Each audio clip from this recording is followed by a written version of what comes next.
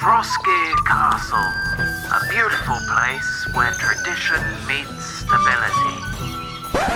Wait, did he say stability? Actually, no. This is Trosky Castle.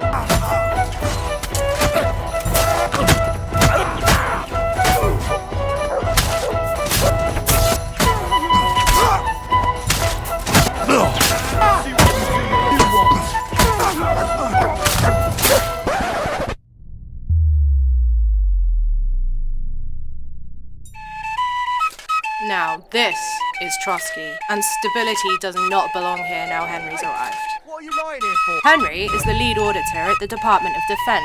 Management heard that Trosky is seriously overstaffed, so Henry's been sent here to manually downsize the department.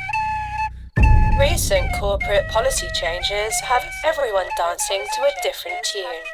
The castle's never been more festive. Henry, our hero Henry, the fellow who helps his fellow man. Are you serious? Henry, reliable Henry, he gets the job done the best he can. Oh, oh, oh. Watch out, here we go. Oh, oh, oh, he gets the job done the best he can.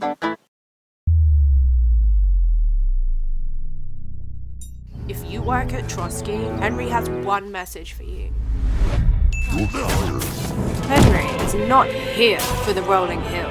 He's here to deliver termination letters. It's a total management restructure via the edge of a longsword. Henry is tackling the backlog of guards with a very hands-on approach.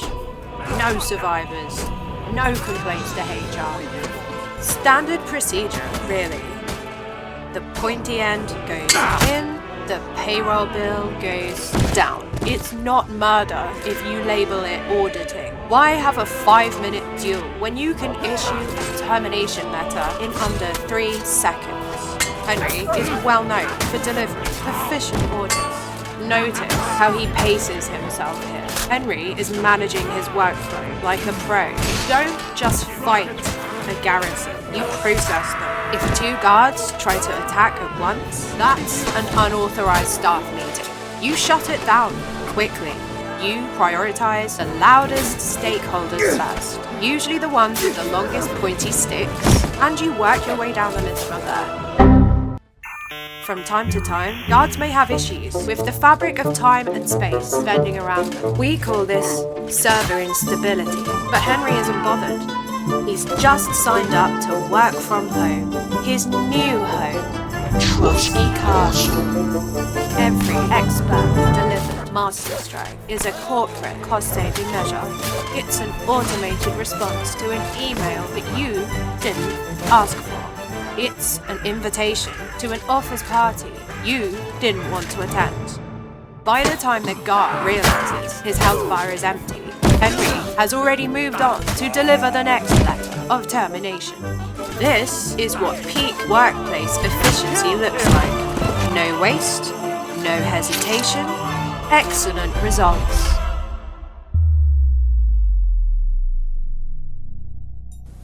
The audit is final. The silence is loud. No office politics. No emails, just an empty seating plan, and no one left to fill it. The castle isn't a fortress anymore. It's a very large, very expensive tomb. No. But on the bright side, no office gossip. Murderer! It's him! And plenty of parking. He wanders the empty hallways. Most of the citizens of Trosky have left, but a few hired hands and cooks remain. Help me! God! You who committed that murder! You're that killer! The murderer! The murderer! Christ almighty.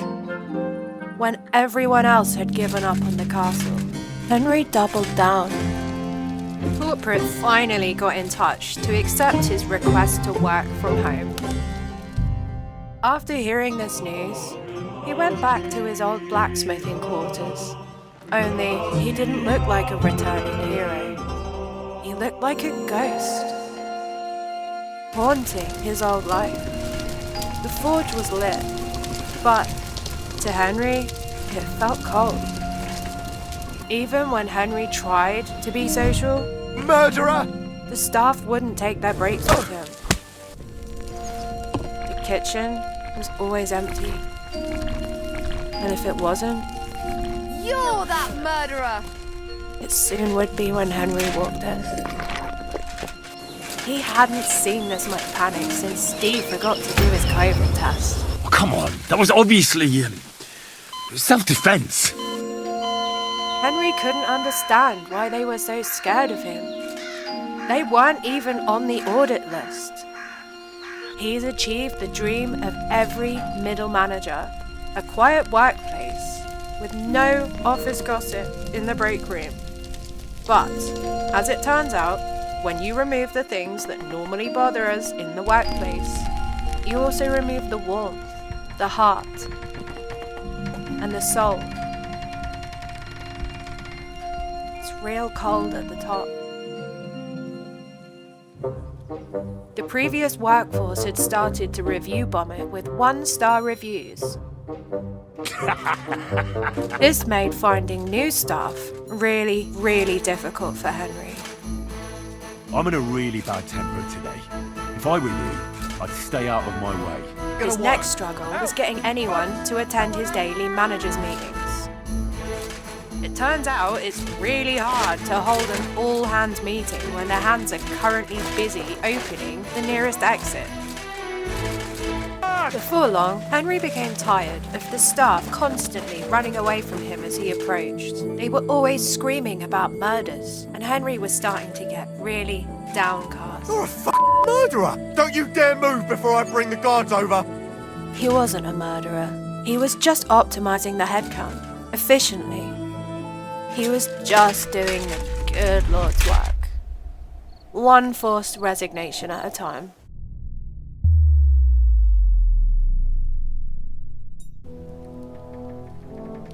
Now sat in Lord von Bergoff's chair, surrounded by silk and luxury. But he soon realized that you can't steal the respect that built the seat. He's just a man sitting in a velvet room, realizing he's got nothing but a very expensive piece of furniture. Henry was suddenly starting to regret his new work from home position. This was a home, but it wasn't his home. He felt like a ghost living another man's life. After much deliberation, he decided it was time. Time to finish the audit and leave. He didn't want the castle anymore. It had somehow completely lost its shine. Henry sat there for 21 days, waiting for a gravedigger to come and take the bodies away. But they never did. He was told his audit was so vicious that the gravedigger refused to accept the work. Henry knows every bloodstain by name now. He's named the glitching guard Steve from accounting. Steve was a very difficult audit. He completely failed to align with the new vision for the department, despite multiple sharp reminders. Extremely stubborn, he held onto his life like he held onto his payroll position, but he was no match for Henry's sword.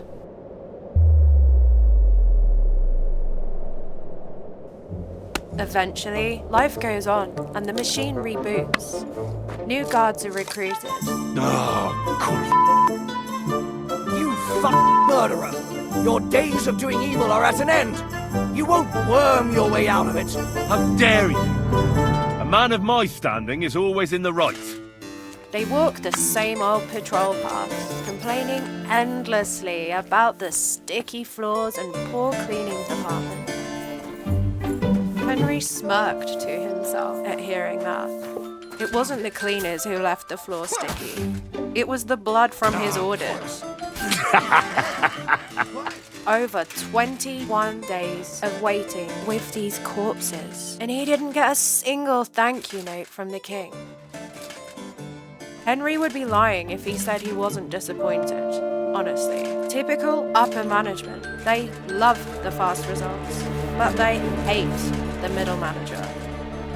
Unfortunately, the hired hands lacked the professional discretion required for such a high-level audit, despite Henry forcing them to sign NDAs to keep their jobs. Apparently, mass murder is a difficult concept to rebrand as corporate restructuring over a pint of stale ale at the local tavern. The public's perception of the company was at an all-time low. Crisis managers were brought in, and a PR team was hired to manage the fallout. In their expertise, they suggested a rebranding of the Trosky Massacre to the Trosky Transformation Project. Despite this, Henry knew the managers were still about to throw the book at him, so, being left with little choice, he decided to try and explain his extremely unconventional restructuring methods to the new recruits. Wait! It's not in your jurisdiction to judge crimes and hand down punishment. That's for the Court of Justice in Prague to do. Ha! One so-called scholar tried that on me before, and it wasn't even a murder. I'm a scholar, and I'm telling you, your soul will burn in hell if you go against the law. But don't you worry about that. That time I had that fucker beaten so thoroughly, we got justice done in a jiffy. That's exactly what I'm gonna do with you. Eat shit!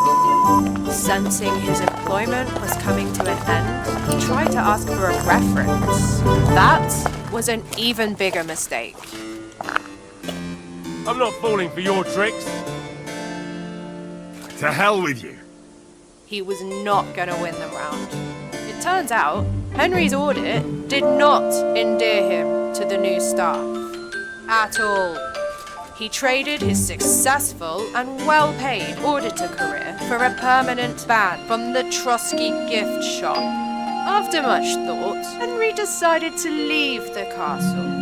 He realized that if he stayed, he would be forced to slaughter all the guards without being able to claim back his usual hourly rate plus expenses.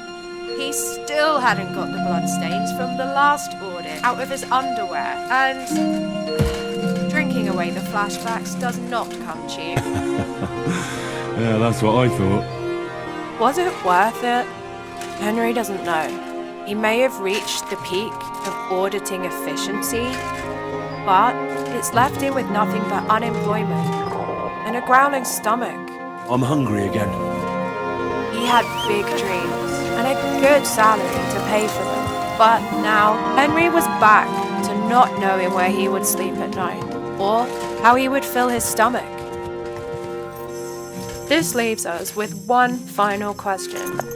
What is the most fitting meal for a man who just lost his job for auditing Trosky Castle with a longsword? I feel quite hungry.